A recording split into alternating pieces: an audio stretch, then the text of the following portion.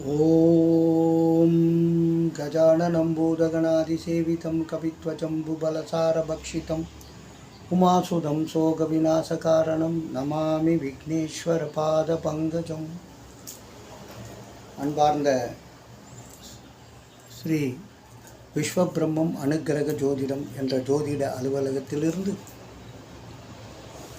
நடராஜ ஆச்சாரியா ஆகிய அடியேன் பல ஜோதிட கருத்துக்கள், சில ஆன்மீக கருத்துக்கள் என் அறிவுக்கு எட்டியவற்றை அவ்வப்போது அளித்து வந்திருக்கிறேன். அந்த வகையிலே நல்ல ஒரு ஆதரவையும் ஊக்கத்தையும் தருகின்ற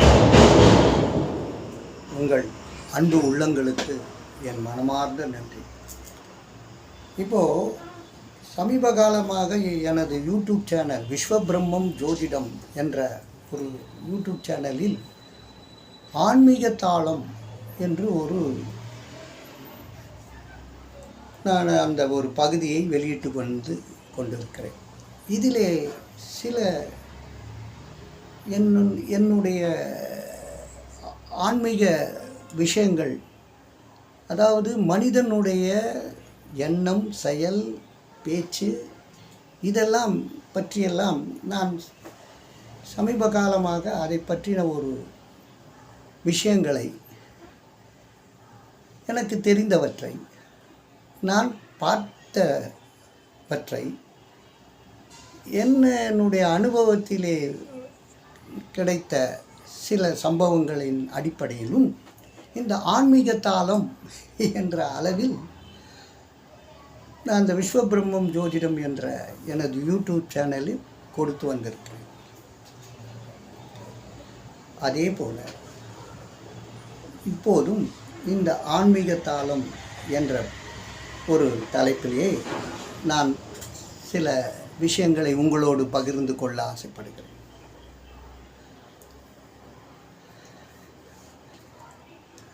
முதல்ல நான் எப்பவுமே சொல்வேன், நம்ம மனிதர்கள்.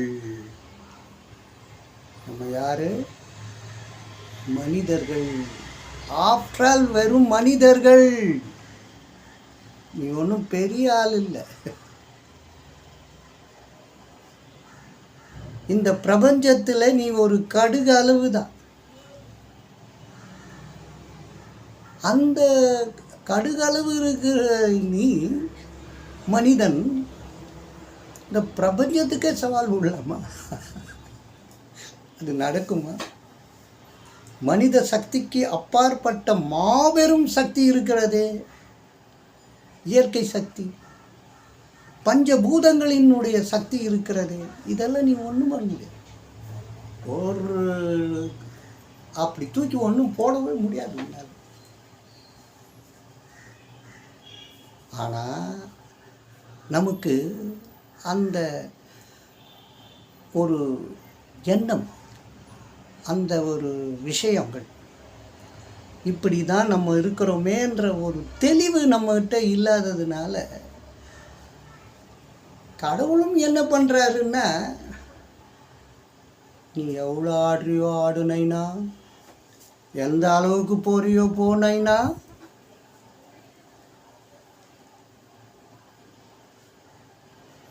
நீ இப்படித்தான் ஆடணும் அப்படித்தான் ஆடணும் நான் ஒன்றும் சொல்லி கொடுக்கல நைனா, நீ எப்படி போறியோ போ, என்ன பண்ண போறியோ பண்ணு, எதுக்குமே ஒரு லிமிட்டு கிடையாது, ஒரு எல்லையே நான் உனக்கு தரப்படவில்லை என்று இறைவன் நமக்கு சொல்கிறார். உண்மைதானே? நீங்கள் கொஞ்சம் யோசிச்சு பாருங்களேன் இந்த விஷயம். ஸோ நமக்கு ஒரு எல்லையே இல்லை. மற்ற இனங்கள், அதாவது ஆடு, மாடு, குதிரை, கோழி, பன்னி, நாய், புலி, சிங்கம், கரடி, இப்படி 4 கால் பிராணிகளும் வச்சாலும் சரி, வேறு மாதிரியான பறவை இனங்களாக இருந்தாலும் சரி, எல்லாத்துக்குமே ஒரு லிமிட்டு, அவ்வளோதான். இதுக்கு மேலே நீ டான்ஸை ஆட முடியாது, இவ்வளோ தான் உன் ஆட்டம். ஆனால் மனுஷனுங்களுக்கு மட்டும் அவர் என்னன்னு தெரியல, ஒரு கருணை போல் இருக்குது. இறைவனுடைய கருணை எப்படின்னா, என்னென்ன பண்ணு, எவ்வளோ தொழு போறியோ போ, என்ன ஆட்டம் காட்டுறியோ காட்டு, ஆனால் எல்லாத்துக்கும் நான் சாட்சியாக இருக்கிறேன்றது மட்டும் மறந்துடுறவர் நீ. அங்கே தாண்டா நான் இருக்கேன்றதும் உனக்கு உணர்த்துவார்.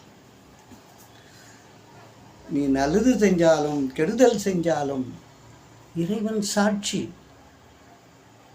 அவன் சாட்சியாக இருக்கிறான்றதையே நீ மறந்துடுற. அந்த மறதியால் நீ என்ன பண்ணுற? உனக்கு ஒரு எல்லை இல்லாத ஒரு வழி காட்டிட்டார்.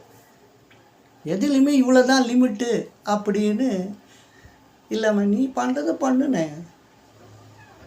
என்ன பண்ணிட போகிற நீ பெருசா? என்ன பெருசு நீ சாதிச்சிட போகிற? என்னுடைய அருள் இல்லாமல், என்னுடைய ஒரு கருணை இல்லாமல் நீ என்ன வேணா பண்ணிட முடியுமா? பண்ணு, நானும் பார்க்குறேன் அப்படின்னு இறைவன் வேடிக்கை பார்த்து கொண்டிருக்கிறார் என்பதை உணருங்கள். எப்பவுமே நமக்கு ஏன் இது மாதிரி நம்ம ஒரு எண்ணங்கள் நமக்கு வருது அப்படின்னா, நம்ம நல்லவங்களா இல்லை. நம்ம என்ன ஆயிடுறோம், ஏதோ ஒரு வகையில் இந்த சூழ்நிலைக்கு தகுந்த மாதிரி சூழ்நிலை கைதியாக மாறிவிடுகிறோம். அதனால் நம்ம செய்கிறது எல்லாமே தப்பு தப்பாக போகுது. சரியாக செஞ்சால் கூட அதை குறை சொல்கிறதுக்கு கூட ஒரு வழி கிடைக்குது.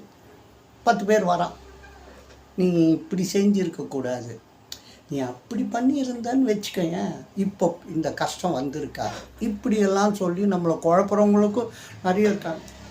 ஏன்னா நியாயம், நேர்மை, நீதி, தர்மம் அப்படின்னா என்னையா தெரியலங்க. மனுஷனுக்கு அது இப்போ தெரியாமல் போயிடுச்சு. எதை செய்கிறானோ அது சரின்னு அவன் நினச்சி செஞ்சிடறான். ஆனால் அது சரியானு ஒரு வாட்டி யோசிச்சானா அப்படின்னு பார்த்தா அதுக்கெல்லாம் எங்கெங்க நேரம் இருக்கு அப்படின்றான். ஏன்னா அந்த கம்பீரம், அந்த ஒரு என்ன சொல்கிறது, ஒரு ஆணவம், ஒரு அகங்காரம்.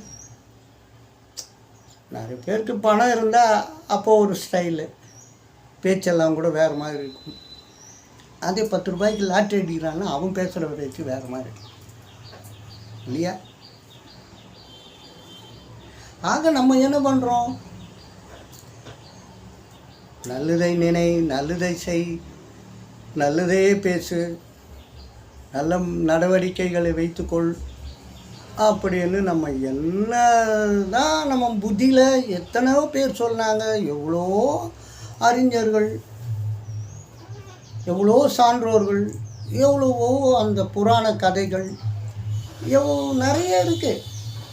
அருளுரை, பொருளுரை, விவேகானந்தர் சொல்லாததா, புத்தர் வழிகாட்டாததா, மகாவீரர் அவர்கிட்ட அவருடைய அருளுரை நமக்கு சொல்லாததா? ஆனால் எல்லாத்தையும் நம்ம உள்வாங்கிக்கிட்டு இதுக்கெல்லாம் நான் சாலை, நான் அப்படி தான். படித்தவர்கள் தான் இப்படின்னு இல்லை, படிக்காதவர்களும் தான் இப்படின்னு இல்லை. சில பேர் படிக்காதவர்களுக்கு புத்தி நல்லா வேலை செய்யும். படித்தவர்களுக்கு நம்ம படிச்சிட்டோம் பெருசா அப்படின்ற ஒரு தலைக்கணம் உள்ளுக்குள்ளே பூந்துக்கிட்டு அவரை கொஞ்சம் ஏறுபாரா என்ன செய்யறது, அல்ல நான் செய்யறது எல்லாமே கரெக்டு தான் அப்படின்ற ஒரு மனோபாவம் வந்துடுது. இதனால் நம்ம என்ன பண்ணுறோம், நல்லவன்ற ஒரு டிக்னிட்டி, அந்த கண்ணியம் இருக்கிறது இல்லை. அந்த டிக்னிட்டி ஒவ்வொரு மனுஷனுக்கும் வேணும்ல. அந்த கண்ணியத்தோடு நடந்துக்கணும். நம்ம எப்படி நடந்துக்கணும், மனுஷனா அவனுக்கு ஒரு டிக்னிட்டி வேணும். அந்த டிக்னிட்டின்னா என்னன்னு தெரியல. அப்போது இடம், பொருள், ஏவல் அப்படின்னு சொல்லுவாங்க, கேள்விப்பட்டிருப்பீங்க. அப்போனா எந்த இடத்துல எப்படி நடந்துக்கணும், எந்த இடத்துல எதை பேசணும், எதை பேசக்கூடாது, எந்த செயலை எப்படி செய்யணும், எதை செய்யலாம் கூடாதோ அப்படின்ற மாதிரி இடம் பொருள் ஏவல் அப்படின்னு ஒரு விதத்தில் அந்த காலத்து பெரியவங்க சொல்லியிருக்காங்க, நானும் கேட்டிருக்கேன். அதுக்கு தான் அதெல்லாமே எப்படின்னா அது ஒரு டிக்னிட்டின்னு அர்த்தம், ஒரு கண்ணியம். அந்த கண்ணியத்தை நம்ம வச்சிருக்கிறோமா, கண்ணியத்தோடு தான் நம்ம நடந்துக்கிறோமா, அந்த கண்ணியத்தோடு தான் நம்ம பேசுகிறோமா, அந்த கண்ணியத்தோடு தான் எல்லார்கிட்டையும் எல்லா விதத்திலையும் ஒரு உணர்வோடு தான் நம்ம இருக்கிறோமா. ஐயோ, அது பற்றி நீங்கள் யோசிக்க ஆரம்பிச்சிங்கன்னு வச்சுங்க, உங்கள் மனசாட்சி உங்களை கொன்னுடும். ஏய் நீ டிக்னி அன்னைக்கு அங்கே போனிய என்ன பண்ண அப்படின்னு திருப்பி கேட்டுதுன்னு வச்சுக்கோ, அங்கே டிக்னிட்டி எந்த அளவில் வீக்காக இருக்கும் அப்படின்னு அது உங்களுக்கு சொல்லும். ஸோ உங்கள் மனசாட்சிக்கிட்ட அடிக்கடி டச்சு வச்சுக்கங்க. நீங்கள் என்ன செஞ்சாலும் சரி, செஞ்ச பிற்பாடோ இல்லை செய்வதற்கு முன்போ, செய்கிறதுக்கு முன்புனா மனசாட்சி ஒத்துக்கணும், மனசு இல்லை மனசாட்சி ஒத்துக்கணும். அதில் செஞ்சிட்டோம், ஒரு அவசரத்தில் ஒரு ஆத்திரத்தில் வேலை முடிஞ்சு போச்சு. ஆனால் நம்ம செஞ்சது எப்படி என்ன செஞ்சிட்டனே அப்படின்னு மனசாட்சிக்கிட்ட கொஞ்சம் பாருங்க, கேளுங்க. மனசாட்சி என்றும் பொய் சொல்லாது. எனக்கு மனசாட்சியே கிடையாது அப்படின்னு சொல்கிறவங்க இப்போ நிறைய பேர் ஆரம்பிச்சிட்டாங்க. மனசாட்சியா அப்படின்னா அப்போ அவன் எப்படி பேச முடியும் மனசாட்சிக்கிட்ட போய்? இது ஏன்னா எந்த ஒரு விஷயத்தையும் நம்ம சரிவர யோசிக்கிறது இல்லை. ஏன்னா காலமும் நேரமும் சூழ்நிலையும் இந்த மனிதர்களை ரொம்ப சங்கடப்படுத்துது தான். ஆனால் அதுக்காக நீ இப்படி செய்யலாமா அப்படின்னு யோசிக்கணும். மனித நேயம் செத்தே போச்சுங்க, மனித நேயம் செத்து போச்சு, யார்கிட்டையுமே அது இல்லை.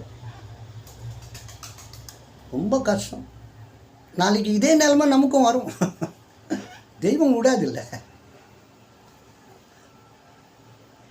எப்பவுமே நம்ம பண்ணுற நல்லது, நம்ம பண்ணுற கெட்டது எல்லாமே கர்மான்ற அக்கௌண்ட்டில் என்ட்ரி ஆகிட்டு தானே இருக்குது டெய்லி.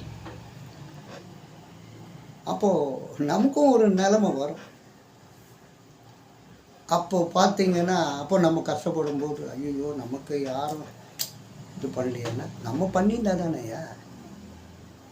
நம்ம தான் எதுக்கு எடுத்தாலும் வீராப்பு வைராக்கியம், அவனுக்கு எடுக்கணும் இவனுக்கு எடுக்கணும், இல்லைன்னா ஏமாற்றணும், இல்லை மோசடி பண்ணணும், அதை தெரியாமல் பேர பண்ணணும், யாரன்னா மாட்டை விட்டுட்டு வேடிக்கை பார்க்கணும், எதிரியை எப்படியெல்லாம் நம்ம பழி வாங்கணும், இப்படி பல எண்ணங்கள் ஒவ்வொரு நாளும் போயிட்டு தான் இருக்கு. நீயும் மனுஷன், அவனும் மனுஷன். நீ என்ன அவனுக்கு எதிரியா ஏன் பார்க்கணும்? பகைமையை ஏன் வளர்த்து கொள்ள வேண்டும்?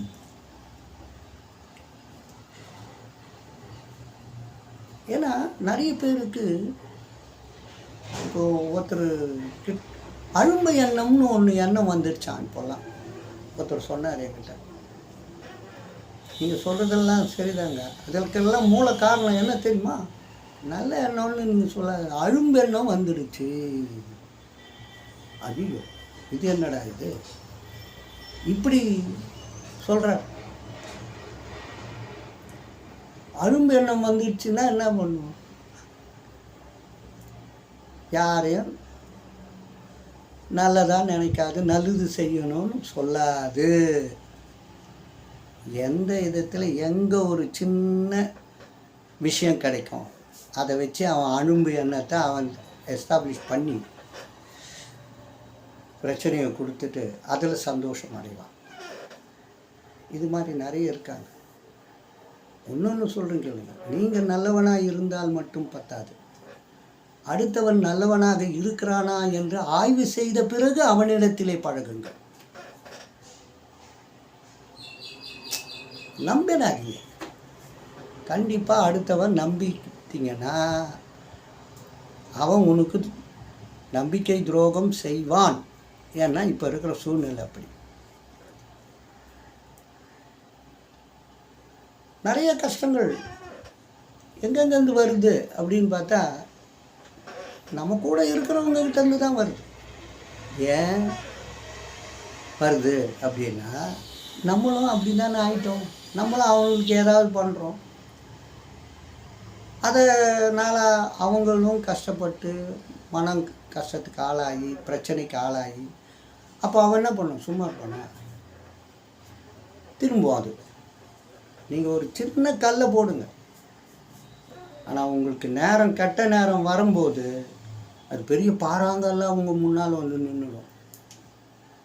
அவ்வளோதான், ஒன்றும் பண்ண முடியாது. அப்போ பட போகிறீங்க பாருங்க, படுவீங்க பாருங்க, தெய்வமும் ரைட். எப்பவுமே தெய்வம் நின்று கொள்ளும். அதை எப்பவும் மனசில் வச்சுக்கோங்க.